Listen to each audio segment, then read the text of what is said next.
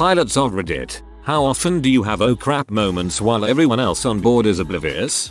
Airline pilot here. Personally, I've never ever had any problems. A friend of mine, who's a pilot as well, got hit by lightning during landing yesterday.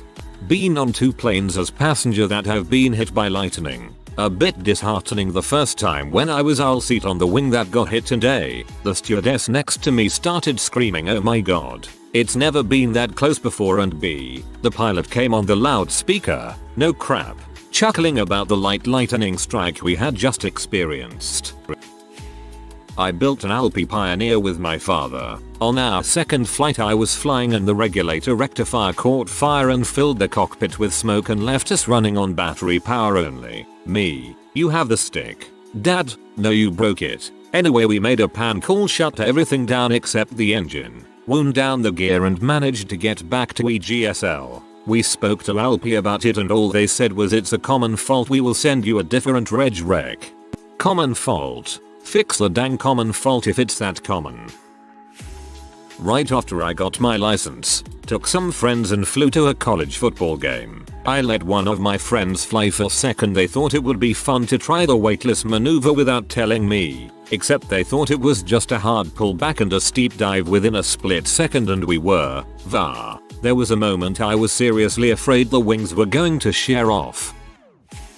Long time lurker, first post on Reddit. Anyway, I am a pilot with 300 hours. I own a 1967 Cessna 172, single engine, 4 seats, and I absolutely love my airplane. First flight after my check ride, I was flying my mom to visit my dad in another state. Up to this point, everything is going great. Smooth flight, no winds, not a cloud in the sky. My mom is sleeping in the back seat. We are descending into our destination when the plane starts shaking like crazy. Scanning my instruments, I notice an immediate RPM drop. The airplane is shaking so much I fear the engine will come loose from its mount. Luckily, there is an airport less than 5 miles away. I land, shut the engine down, and sit quietly and calm my nerves. It is at this point I hear my mom remark, "Oh, we're here." Turns out she had slept through the whole thing and woke up as soon as I shut the engine down. I explained what had happened, and she was rather grateful she had slept through it. For the curious, my engine, a Continental 0300, was nearing bow and had a piston that had begun to disintegrate. $20,000 and an engine overhaul later, we were back in the air. Just download the Flightradar 24 app, and in the settings there is a feature your phone will alert you whenever a flight uses an emergency squawk code 7700. Turn it on and see for yourself. Airline pilot here. I have oh crap moments all the time. You have no idea how often we get coffee on our only clean uniform shirt for the 4-day trip. I also drop my pen occasionally and have to spend a few minutes pretending I'm a contortionist to get it back from the abyss that is the underside of a pilot seat. Seriously though, I have been in the airlines for about 8 years, and I can't really recall a true oh crap moment at all. There have been moments of elevated attention, for sure, but nothing that even really approached the oh crap moment where you realize afterwards how close you came to making the news. They're not just making this stuff up when they say that air travel is the safest form of travel. The truth is that there is a lot of sky out there and not a lot of stuff in it to run into. There is the earth, but we've gotten pretty good at hitting it in a controlled manner, usually on a runway. Space is a threat, but luckily the airplanes I fly aren't capable of climbing that high anyway, so I couldn't catapult out of the atmosphere if I wanted to. There are other airplanes, but we have impressively robust systems designed to do nothing other than keep us from swapping paint with each other. They work quite well. I feel sorry for the poor schlubs stuck staring at a radar screen all day telling us not to hit one another, but I'm very thankful that they are there. There are occasions where pilots forget how to pilot, and this is currently the biggest threat to a very impressive safety record otherwise. The airlines, the FAA, and other governmental aviation agencies from countries that are not the USA, the pilot unions, and the pilots themselves all work very hard to improve on this. It's a constantly moving target to some degree, and encompasses a very complex mix of human factors, training, education, and technology. TLDR, not very often at all. Swapping paint. The greatest euphemism for mid-air collision I've heard. My friend is a commercial pilot. He said for the most part, it's a pretty easy job since a lot is automated. You just got to make sure your wings don't freeze or else you're pretty fricked up. I think the worst oh crap moment my friend had was when he had an engine problem and he had to emergency land at a nearby airport. He made it safely and is still flying around. Yeah, a friend of mine who's also a pilot says small planes are way more fun. Commercial pilots are like stunt driver who take the first turn real fast, then just press a button and autopilot takes over. If you haven't googled a show called Air Crash Investigations, it literally dissects oh crap moments over the course of 44 minutes. I like it a lot. Seems like you would too, if it's not what inspired you to think of the question in the first place. There's also Air Disasters, which is on Netflix. Glider pilot here. This one time I was on tow and we flew straight into a surprise cold front. My hometown is prone to freak storms that aren't very predictable. Anyway, as soon as the tow plane flies into the storm it goes into a nosedive, with me right behind him. At this point we are around 1.5k feet AGL. I figured I could cut rope and pull out if needed at the last second, so I stayed on. Down we went like eagles diving on a fish. There was a sudden thud as a large sheet of rain slammed against the frame of my plane. My grip on the stick was like a vice, yet my movements were controlled and subconsciously meticulous. Time slowed as the thought of death suddenly entered my mind. I felt as though I wouldn't ever see the tow plane pull up as our descent took us straight for the rocky forest ahead. Then, like a gift sent from the good Lord himself, an updraft slammed into the tow plane and he was able to pull out of the perilous dive. In the end, the flight turned out to be one of the most adventurous flights I have had yet. TLDR. I was pulled into a nosedive in a storm while on tow in my glider. Whilst practicing for my private license, I was doing repeated power on stall recoveries. Decided to do one with a crosswind. Slowed down to takeoff speed, around 60 kt, and brought the power in. Brought the nose up as per normal. Speed tapered off. Stall horn started honking. As expected. Prepared to lower the nose. Instead, the left wing stalled entirely and the plane pretty much rolled over onto its back while the tail swung to the right, which is the initial parts of a flat spin. I pushed the uke entirely forward and held it there with full opposite rudder and the plane, a 172, plummeted. The plane gained a little airspeed and pulled itself together and I pulled out of a 100% nose down dive. Flew back to the airport shaking like a leaf. At full throttle, I just wanted to get the frick out of the air. I come from a family of pilots and I live in a small country, so whenever I go on a trip I always sit in the cockpit with pilot friends of my family. The only oh crap moment I ever saw was when the co-pilot dropped his food on his pants. More of an ugh. Damn it.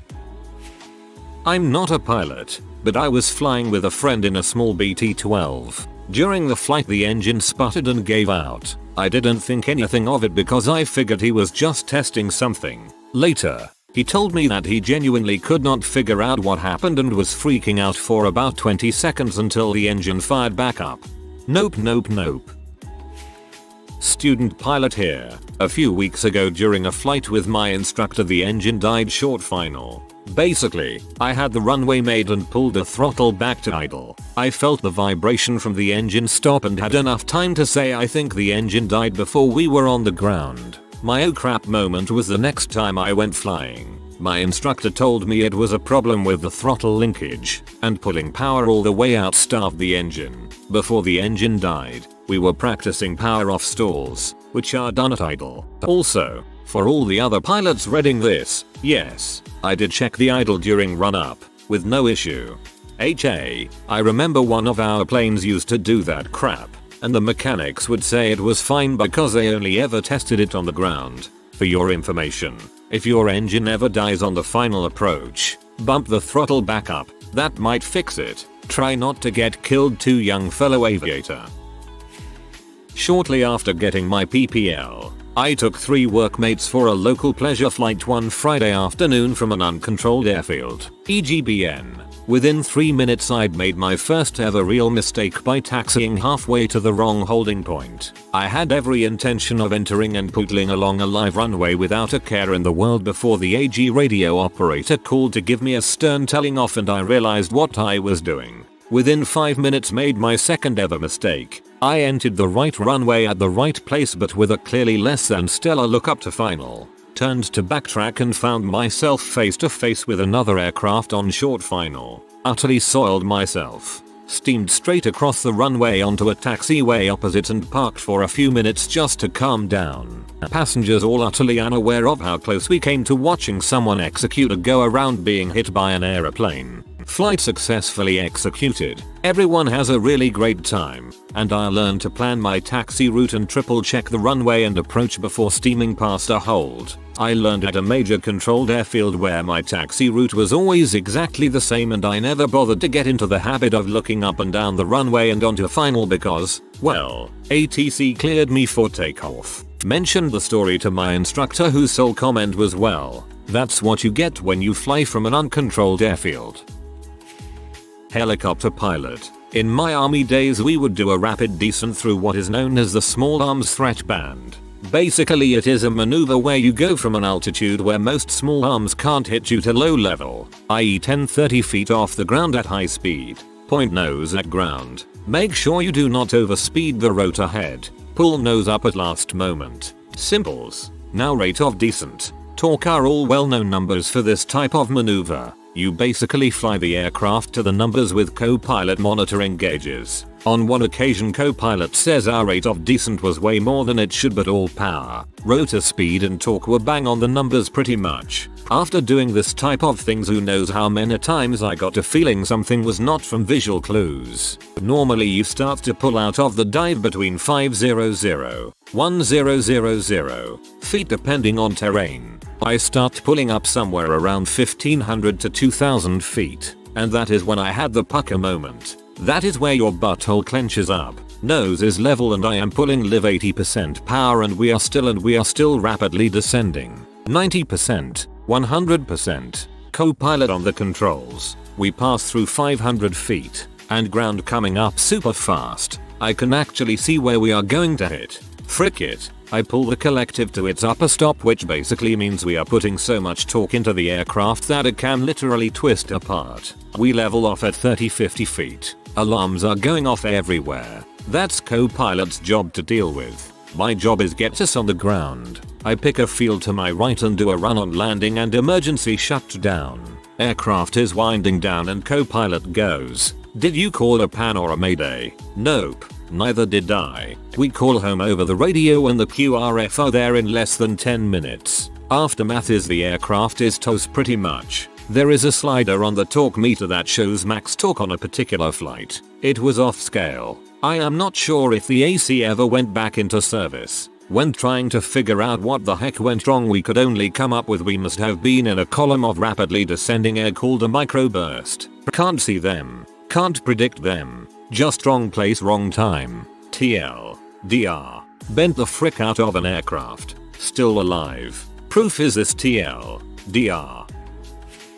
This'll be buried, but as one of the Marines passengers who survived a C-130 having its props absolutely Swiss cheesed by ground fire during ascent, I'm sure that pilot was saying oh crap as we were pulling corkscrews and popping chuff and barely making airspeed. Because one round hit right by my head, and I know I said that's it then myself. And it turned out I knew one of our fighter escorts who told me afterward that we weren't expected to make it out of Enber, let alone to the APOD. So if you were piloting the last bird of 4 from AA on 040717, then you are my freaking hero semper fi. I hope they gave you a DFC because they wouldn't tell us your name when the old man asked, but you earned it. Malcolm Gladwell has a very interesting chapter in his book, Outliers, about plane crashes. Most of them have to do with pilot errors piling up into sort of a perfect storm. The number one cause is a high power distance relationship between the pilot and co-pilot. If co-pilots do not feel confident enough about effectively communicating with their higher status captains, it can be very dangerous. Likewise, if captains believe themselves to be infallibly competent and do not think they need help from co-pilots, this too can be dangerous. This is why pilots from countries with high power distance indexes tend to have more plane crashes on average. Countries like Korea, Brazil, and Malaysia. Whereas pilots from countries like the US, UK, and Norway, where everyone is seen as more or less equals despite social status, tend to have less crashes on average. Military and EMS helicopter pilot here. I've had quite a few. I've had 2 exhaust fires, I've had a door fall off in flight, a window pop out, numerous crappy weather incidents and a few patients who assumed room temperature. My grandfather flies small airplanes as a hobby. I fly with him quite a lot and I had 2 oh crap moments so far. It was winter, about -10 degrees Celsius. But the weather was great so we decided to go out for a spin. So we always fly about 200-300 meters high so we can look into people's backyards. Suddenly, the engine cut out and would not start again. So we landed in a field, only to find out the fuel pump had frozen. Another time we were flying and suddenly it got really foggy. Problem is, in the Czech Republic, which is where he lives, there is a regulation that states that planes up to a certain weight do not have to have GPS and so on. And this one time we had no GPS with us and we didn't see a bloody thing. It was only white. We also didn't really know at which altitude we were flying, since we couldn't see any mountains and so on. That was really freaking scary. On a United 727 over North Platte, Nebraska, I was listening to Channel 9 on the in-flight entertainment. That channel is our cockpit's radio traffic with ground controllers. Pretty geeky, yes. At the same time, I was looking out the window and a Gulfstream private jet passed under us about 100 feet away. It was so close that I was able to see what the pilots were wearing. I looked at the guy next to me and said, "We almost got hit just now." Our pilot calmly called into Denver Center and asked them to start the paperwork for the near hit. If I was pilot, which I probably never will be, I would randomly get on the cabin intercom and say, "This is your pilot speaking. There's absolutely nothing to worry about. Jet fuel can't melt steel beams. Jet fuel can't melt steel beams. Jet fuel can't melt steel beams. Jet fuel can't melt steel beams. Jet fuel can't melt dank memes." A bit late but here goes. I'm a pilot with 5,000 hours on the A330 and A320 and this just happened to a colleague of ours last week. They descended below the MSA, minimum safe altitude, and didn't notice they were flying over mountainous area. The radio altimeter informed them they were 2,500 feet above ground, but due to the heavy thunderstorms and clouds they did not pay much attention to the call and kept descending. You have to understand that when all heck breaks loose inside the cockpit, the passengers are only aware of the turbulence they are experiencing and nothing else. Long story short, they had the GPWS called terrain pull up and were 350 feet away from a disaster. Cessna pilot here, lining up for final approach when my plane door popped open. I reached out and closed it. Nothing like being exposed to 3,000 feet of air between you and the ground with no warning. My dad is an airline pilot and usually the first question people ask him once they find out is, "So, how many times have you crashed?" He's been flying for over 35 years and no, he's never crashed. Otherwise he probably wouldn't have this conversation with you. He does have a couple of good stories though, like the time an engine failed right over the middle of the Atlantic Ocean. Passengers didn't have a clue. It's okay though, you don't need all the engines. Or the time there was too much ice on the runway in Helsinki and he realized the plane wouldn't stop. Also, nothing passengers would know or the plane did eventually stop. My favorite is the one where the plane got hit by lightning, right into the cockpit window. That's something where the passengers would definitely know something's up. He said there was this incredibly loud bang and then something like yellow and red skin slithered along the windows. Must have been an awkward announcement. Ladies and gentlemen, we just got hit by lightning. It's all cool though. We only get in trouble if it's hail. So I suppose there aren't nearly as much emergency situations for a pilot as people might think. And most of the time, it will be something most people wouldn't expect. It's not hull breaches, fires, snakes or terrorists. Heavy winds while landing, hail or medical emergencies are the much bigger problems. Flying is incredibly safe. Driving a car is much more likely to kill you. Hot air balloon pilot here. Hard to have an oh crap moment without everyone realizing, but here's a story anyway. We used to live near Lake Michigan, and flying around there you have to be aware of lake effect winds. This night was calm and beautiful. Flight was going great. As we approached for landing in a small field behind a tree line, the lake effect kicked in and sent us 180 degrees straight into the trees. Trees and balloons don't mix, but that wasn't the worst of it. Power lines we couldn't see behind the trees was the real oh crap moment. Hit them square in the basket. Sparks everywhere. Luckily we hit the basket and not the cables, and we were able to get above and beyond them. Landed a short while later and only then noticed some of the holes in our clothes from the sparks. Had those sparks gone through a fuel line, we would have been toast. I'm real new to flying. I have just over 12 hours of flight time and just soloed the other day. A few weeks back I was flying with my instructor in a Diamond R20 about 2,000 feet above the ground. At one point in the flight the plane started to shake and the engine made a funny noise. The whole situation only took a few seconds. I had no idea what happened or even what to do in an emergency, given that I only had 4-5 hours of flight time at the time. What made it worse is that after it happened my flight instructor looks at me and says, "What the frick was that?" in a totally non-joking way, scaring the crap out of me. Luckily nothing was wrong and we got back safely.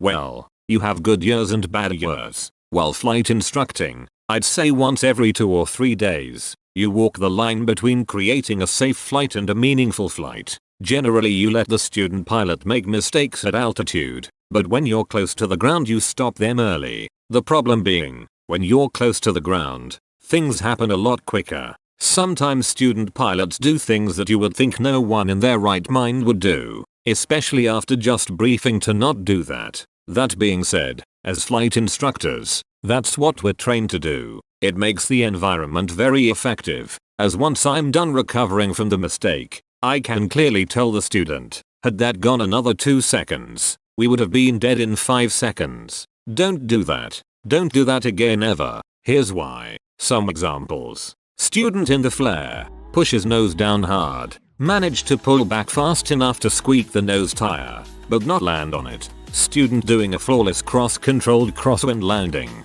Perfect down until about 5 feet, when he changes the roll, dramatically. Wind carries us about 50 feet right in a second. I grab it and roll it back over and go around. We ended up coming within feet of the trees to the right of the runway. Winds were just about max crosswind for that aircraft. That one still spooks me. Student does stall, abruptly puts full rudder in. So we start spinning. I push down to break the spin stall. He lets go. We recover for a second. He grabs the controls and does it again. This time it goes a bit more flat. That took me a second to get out of. I had to punch his elbow to get him off the controls the second time. He did all of that because he wanted to see it again. Yeah, not with 2,500 feet AGL, buddy. It wasn't great at 3,500 feet AGL, but at least we had more room. Another, never do that again talk. As a commercial pilot, maybe once a year, depends on how you fly. With the airlines, I'd say once a year is right. Usually it's when you fly into an area that is supposed to be nice weather and you get boxed in with thunderstorms. As a commercial pilot, that happens to me once every 5 years or so. It's important to have contingency plans and not be afraid to use them. While flying in the back, I've seen it quite a few times. As you get fixated on flying into X or Y airport, you're not as free to make the call to divert as early as you'd like. I'm not a fan of embedded thunderstorms at all. I've had 2 close calls I can think of that my passengers were unaware of. The first was a touch and go at a short runway that had water at both ends. I came in a little too fast, so I touched down at almost the halfway point on the runway. I barely got off the ground before running off the runway. My one passenger commented, "Wow, I didn't know we would get this close to the pier." My thoughts, me neither. The other time, I was arriving at an unfamiliar airport. Their Unicom frequency was 122.72, but I set my radio to 122.75. I was told it was a busy airport, but I heard nothing on the radio coming in. On final approach, I realized my mistake, changed frequencies, to find out there is another plane on final approach. trying to get my attention. I'd say he was less than a mile from me. Passengers never knew a thing. I think these examples can make pilots seem unsafe, but everyone makes little mistakes. You never stop learning. The key to being a good pilot is to learn from them the first time they happen. Corporate pilot here. I have one, maybe two oh crap moments a year. And it's not oh crap. Are we going to make it out of this alive? It's more of this is going to require more focus than a routine flight. There have only been 2 flights in my career about our actual safety. What most people don't understand is our jets are rated to fly long distances with an engine shutdown. An en route engine failure I really wouldn't even stress about. I've been struck by lightning twice, had 2 engine failures, caught on fire once. One of my 2 real scares. Ask me anything. It's proven. Flying is the safest method of transportation. A few days ago I had 2 aborted landings in the same flight due to poor weather. A routine flight for us, but makes the passengers very nervous when this happens. I was just waiting to get on the Delta flight at LaGuardia that skidded off the runway. Apparently sometimes the oh crap moments for pilots end up with everyone not being oblivious, and those of us waiting to board the same plane for the next flight are the ones with the oh crap moment. I'm not a pilot, but I have a story about a cheap airline flight, which I'll call Ryanair, because that is its name. My family were coming back from Dublin in one of the dingy little short bus type planes, and the landing was hard, really freaking hard, swerving all over the place, and was not slowing down nearly as quickly as usually, and then eventually it stopped and everyone got off. As we were coming down the steps, we noticed the pilots and engineers under the plane with torches looking at the wheel mechanisms. So now I fly KLM.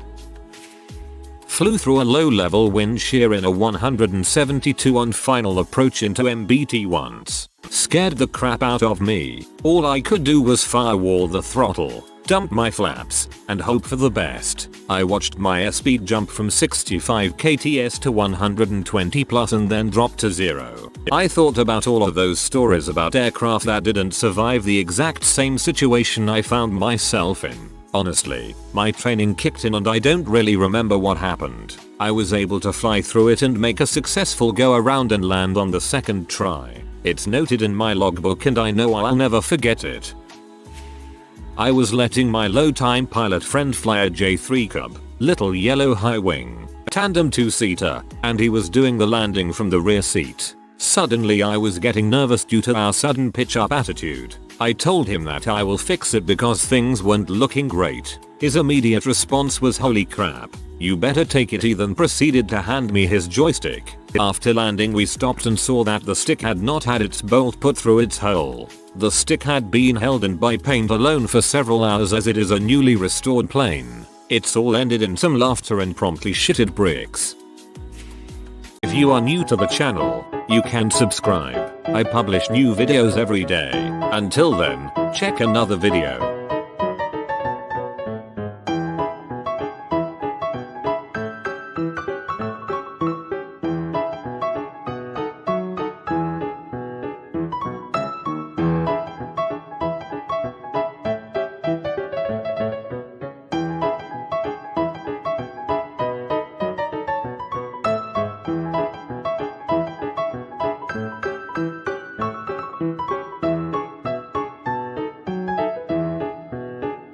Bye for now.